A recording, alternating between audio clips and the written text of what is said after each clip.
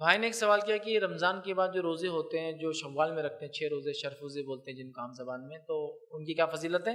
تو دیکھیے نبی اکرم صلی اللہ علیہ وسلم نے فرمایا جو شخص رمضان کے روزے رکھ کر بعد میں شوال میں 6 روزے رکھے، چاہے ایک ساتھ رکھے چاہے الگ الگ رکھے، متفرق رکھے یا ایک ساتھ رکھے، تو اس کا ثواب یہ ہے کہ اسے گویا سال بھر روزے رکھنے کا اجر ملے گا. اس لیے کہ اللہ تعالیٰ کسی نیکی کو ایک جو انسان کرتا ہے 10 تک اس کا ثواب دیتا ہے.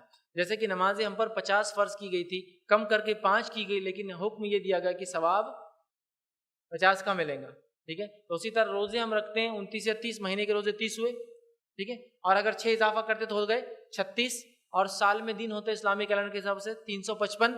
تو اگر انسان رکھ لے تو اس کو سال بھر روزے رکھنے کا اجر ملے گا. حدیث میں الفاظ جو اس کے بعد 6 روزے رکھے ٹکڑوں میں توڑ کے ایک ساتھ، اسے گویا سال بھر روزے رکھنے کا اجر ملے گا. اس لیے کہ اللہ نے اجر کو 36 کو 360 کا اجر دے دیا. سمجھا؟ سال بھر روزے رکھنے کا اجر، جیسے 5 نمازیں 50 کے دیتی ہے، یہ 36 روزے آپ کو پورے سال روزے رکھنے کے برابر اجر ملے گا.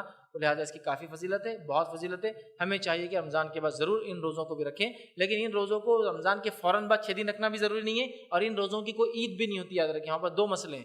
لوگ بولتے ہیں ایک ساتھ رکھنا، بس رمضان ہوتے اگلے دن سے شروع کر دیتے ہیں.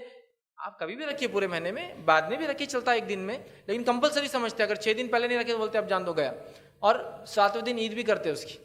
ٹھیک ہے، تو اس کی کوئی عید نہیں. یاد رکھیے، وہ روزے رکھنا ہے کبھی بھی پورے مہینے میں، آپ انشاءاللہ اس کو رکھ سکتے ہیں.